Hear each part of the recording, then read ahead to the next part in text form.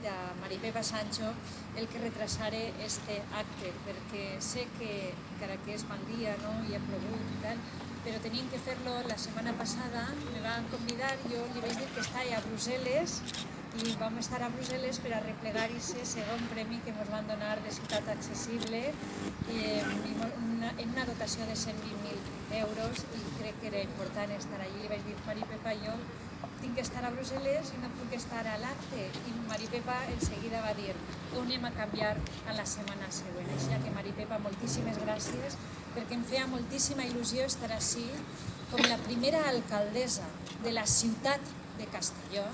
així en un acte d'homenatge a la primera dona tenent alcalde del Grau i la primera dona a ser tenint alcalde en el primer ajuntament democràtic de la ciutat de Castelló.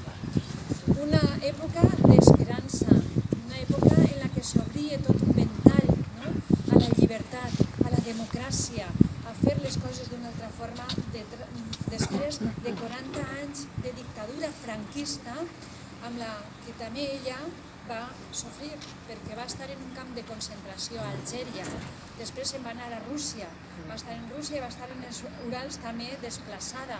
va tornar i va estar en Ràdio Pirenaica, com molt bé ha dit Carmen, i finalment va vindre a Castelló a ser la primera tenient d'alcalde del Grau.